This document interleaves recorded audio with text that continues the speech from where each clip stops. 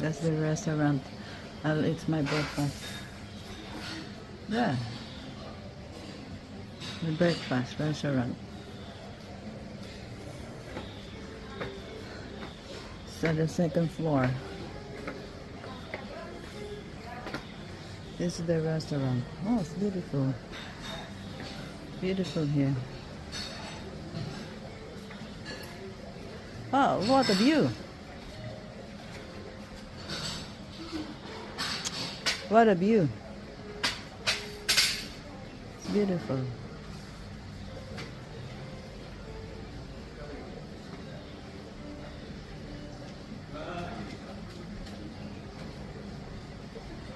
That's where I am, my room. The room. Can I video your beautiful hotel? Souvenir? I will recommend this to my this entrance. Beautiful restaurant. Look at that. Beautiful restaurant.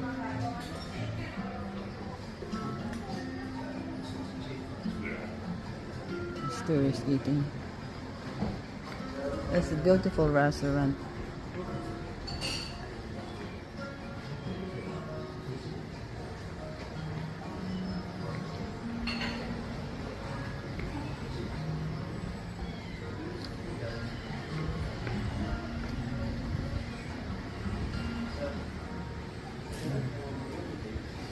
Pwede mo na screenshots eh. This is their breakfast. That's beautiful, man. See?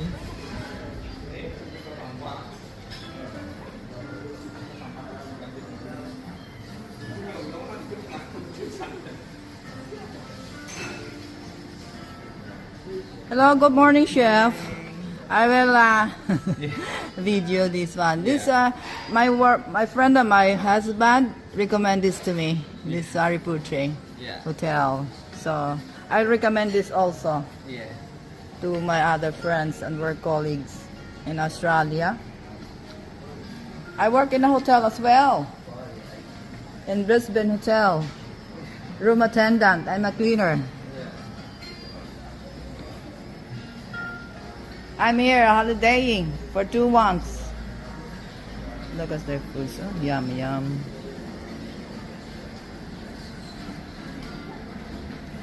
That's their hotel. Breakfast.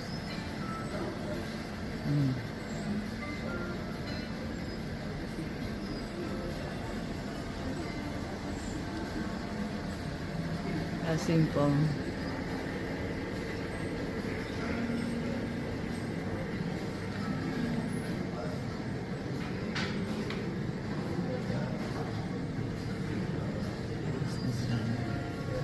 Look at the office, the design and us. This design is beautiful. Look at that. Oh, look at the ceiling. It's beautiful. Oh, the ceiling. Have a look. It's the restaurant here.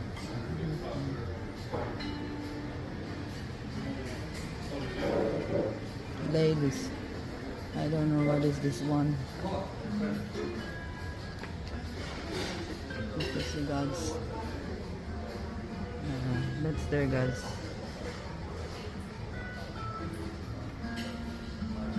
That's comfort room. What is this?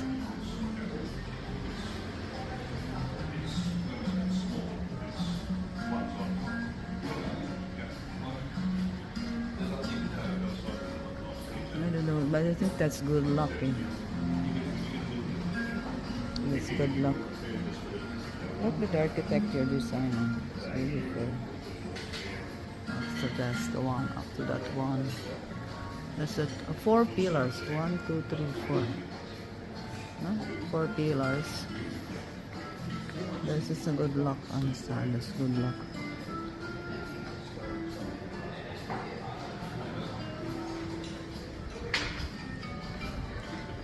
Good morning, tourist. Good morning. Before I eat, I gonna video first this beautiful hotel. Beautiful. Huh? Beautiful.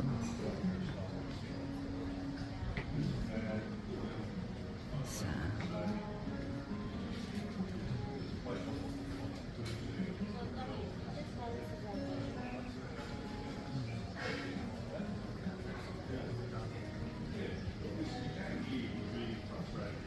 this one is beautiful.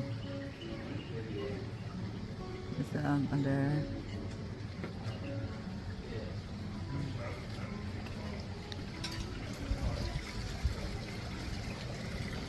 Oh, what a view.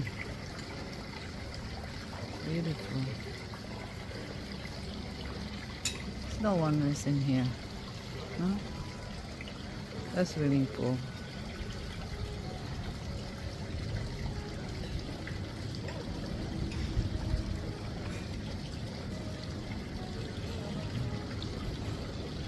Beautiful sky today. This one's I'm eating in there.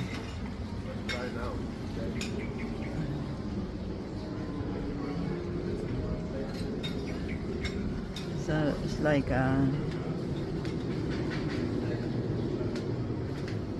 hello, good morning.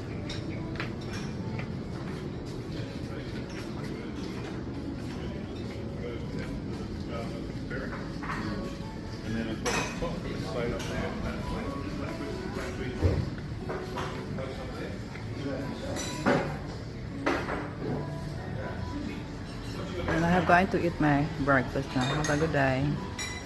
This is my 4 days holiday here in Arequipa Hotel, Bali, Indonesia. Today is April 25, 2023. See you next day on my vlog. Morning, Darrell. I'm going to eat my breakfast now. Bye-bye. Diputuskan oleh KPU RI dengan tidak adanya perubahan daerah pemilihan This is dan my alokasi day kursi to keterwakilan DPRD, KPU Kabupaten Solok Selatan mulai mensosialisasikan pelaksanaan pemilu tahun 2024 mendatang dengan tetap mengacu kepada daerah pemilihan pemilu tahun 2019 lalu. Indonesia. Saat ini di Solok Selatan terdapat 3 daerah pemilihan dengan April alokasi kursi DPRD sebanyak 25 kursi 27. I'll check keterwakilan. out now this Ketua KPU Solok staying Selatan, this hotel, Mila Puspita Putri mengatakan, Hotel. KPU mulai mensosialisasikan kembali in hasil Indonesia. keputusan PKPU nomor 6 This is tahun Telkomsel 2023 SIM card. tentang penataan daerah pemilihan And dan time alokasi here kursi is we keterwakilan are di DPRD 2 kepada partai hours politik, ahead, so masyarakat the dan time is stakeholder 6 terkait. o'clock. Selain itu, KPU Indonesian juga menambahkan time. rangkaian sosialisasi penyusunan Bali. daftar pemilih sementara yang tengah berjalan. I'm Sesuai keputusan tersebut, penataan daerah pemilihan dan watching alokasi the kursi morning keterwakilan di news. DPRD Solo Selatan The tidak Klik mengalami perubahan Indonesia dan tetap mengacu pagi. kepada daerah pemilihan yang telah ada. Daerah pemilihan saat ini TV, diantaranya daerah news. pemilihan 1 berada di ibu kota kabupaten, yakni Kecamatan Sangir. Today is Daerah pemilihan 2 April meliputi Kecamatan Sangir Jujuan, Sangir 27. Batanghari, dan Sangir Balai Jangho. Sementara untuk daerah pemilihan 3 meliputi Kecamatan Koto, Pariga, dan Biate, 2023. Sungai Pagu, dan Paugu. Bali, Indonesia. Adapun Arequipa lokasi Hotel kursi DPRD Sanur. saat ini di masing-masing daerah pemilihan. Bali. Untuk daerah pemilihan 1 sebanyak 7 kursi This is keterwakilan, Indonesian daerah pemilihan 2 news. 7 kursi keterwakilan, dan daerah pemilihan 3 terdapat 11 kursi keterwakilan. Diharapkan dengan telah ditetapkannya daerah pemilihan di Solok Selatan, pemilu tahun 2024 dapat terlaksana dengan baik. Dari Kabupaten Solok Selatan, demikian laporan Indonesian di language. Kilesmana, TVRI Sumatera Barat. Saudara, Partai Persatuan Pembangunan akan menggelar Rapimnas di rumah PLT Ketua Umum Mardiono di Sleman, Yogyakarta. Salah satu agendanya adalah menentukan arah dukungan terhadap calon presiden, apakah Ganjar Pranowo atau tokoh lain. Rapat Pimpinan Nasional Partai Persatuan Pembangunan akan digelar di rumah PLT Ketua Umum Mardiono di kawasan Pakem, Sleman, Daerah Istimewa Yogyakarta. Rapimnas akan membahas terkait persiapan pendaftaran calon anggota legislatif yang It's akan just dibuka only KPU pada 1 Mei mendatang. souvenir Selain itu, menurut PLT Ketua Umum Indonesia, Partai Persatuan Pembangunan Mardiono, because I dalam can't Rapimnas nanti juga akan tidak travel menutup far kemungkinan because I just want to akan stay membahas for terkait 4 days arah and dukungan then pada calon presiden. solo Dukungan tersebut traveler. bisa mengarah kepada Ganjar So Pranowo ataupun anyway, jalur lain. watching TV news of Rapimnas akan sangat Indonesia, dinamis mengingat saat ini makin it's mendekati like you're tahun watching the whole 2024. country of Indonesia. Bu Megawati Soekarno Putri itu sudah mengumumkan tokoh yang terbaik dari PDIP sudah ditetapkan menjadi bakal calon presiden periode tahun 2024. The TV here is 20, I think that's 23, 28 inches. Tentu I think so, akan berkembang 23 dinamis inches. ya, karena memang TV. rekan-rekan media kan juga sudah banyak yang meliput sejak 6 bulan yang lalu. Itu banyak harus bahwa kami di DPP bahkan ada yang juga secara langsung mendeklarasikan ya dukungannya kepada Pak Ganjar. Kemudian ada lagi yang melalui usulan surat yang dikirim kepada DPP agar untuk bisa DPP itu untuk mendukung Pak Ganjar. Itu banyak yang sudah menyuarakan itu. Nah, ketika itu nanti memang juga disuarakan dalam rapat ini, walaupun itu They are memang Muslim. tapi Idul dinamika semua yang Fitri. muncul dari arus bawah itu buat P3 Muslim, itu selalu kita menjadi perhatian khusus. P3 sendiri hingga kini belum menentukan siapa calon presiden yang akan diusung atau didukung. Hal tersebut dikarenakan hingga kini P3 masih terikat dengan koalisi Indonesia Bersatu bersama Golkar dan PAN. Demikian Osyani Putri dan Tri Hartanto, TVRI Yogyakarta melaporkan.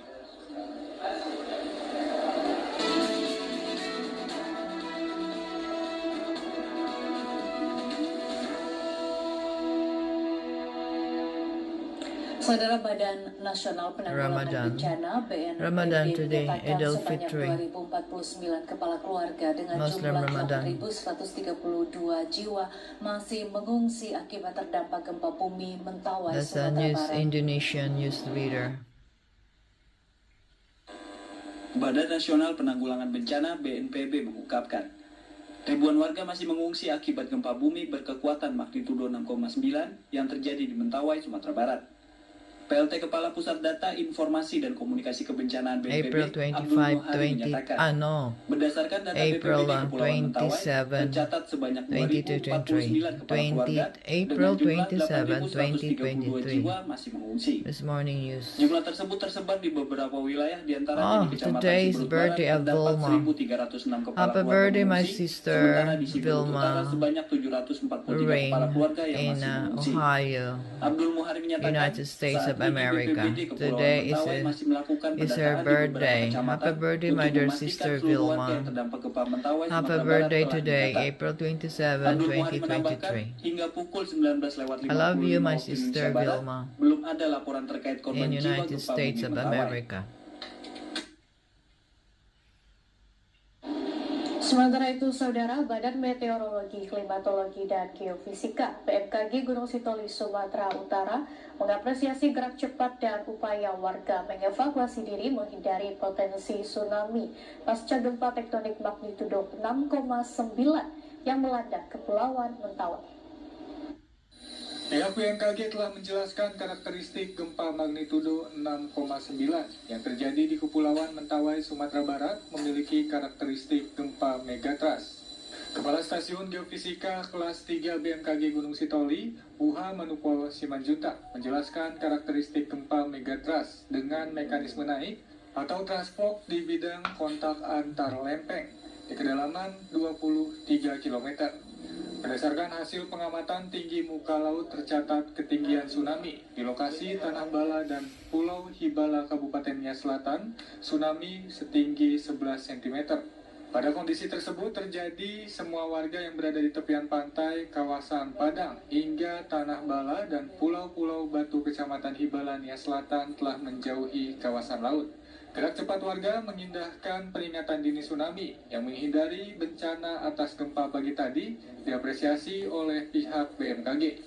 Hingga saat siang tadi, seismograf BMKG mendeteksi aktivitas kegempaan susulan telah mencapai 10 kali dengan kekuatan tertinggi 5,0 skala Richter, sedangkan perkembangan terus diinformasikan kepada masyarakat. Nia Selatan. Apa keunggulan daripada seismograf yang memastikan aktivitas kegempaan, Pak?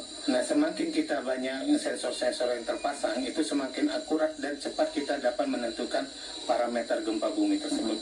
Hingga kita dapat cepat juga menginformasikan kepada masyarakat dan instansi yang terkait tentang kebencanaan.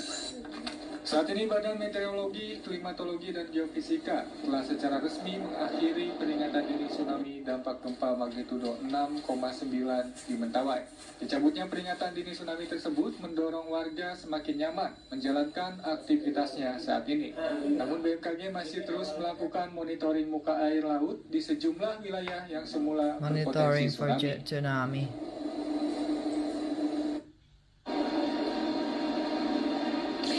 Dan saudara, sejumlah informasi terkait arus balik Lebaran Idul Fitri 1444 Hijriah akan kami sampaikan dalam segmen Serunya Mudik 2023, Mudik Aman dan Berkesan berikut ini.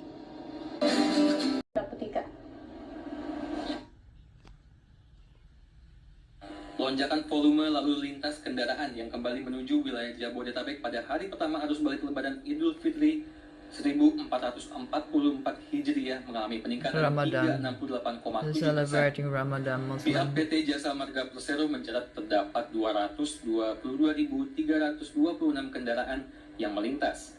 Angka tersebut merupakan kumulatif arus lalu lintas dari 4 gerbang tol. Mulai dari gerbang tol Cikupa dari arah Merak, gerbang tol Ciawi dari arah Puncak, dan gerbang tol Cikampek Utama dari arah Transjawa dan gerbang tol Kalihurip Utama dari arah Bandung. Pihak Jasa Marga mengatakan, volume lalu lintas kendaraan yang kembali ke wilayah Jabodetabek ini meningkat 68,17% jika dibandingkan normal dengan total yang melintas 132.201 kendaraan. Sementara jika dibandingkan dengan periode Lebaran 2022, total volume kendaraan saat ini meningkat sebanyak 13,75% dengan total 195.453 kendaraan. Saudara, masyarakat yang kembali ke ibu kota Jakarta melalui Bandara Soekarno-Hatta, Tangerang, Banten terus berdatangan pada masa arus balik kali ini. Sedikitnya ada 159.000 lebih penumpang memadati Bandara Soekarno-Hatta pada Selasa 25 April 2023. Berdasarkan data dari Posko Angkutan Lebaran Bandara Soekarno-Hatta pada Selasa 25 April 2023, terdapat 159.000 lebih pergerakan penumpang yang melakukan perlintasan di Bandara Soekarno-Hatta. Dari 159.000 lebih penumpang, 87.000 lebih merupakan penumpang yang baru tiba, sementara 71.000 lebih penumpang yang akan diberangkatkan. This is Indonesian morning news.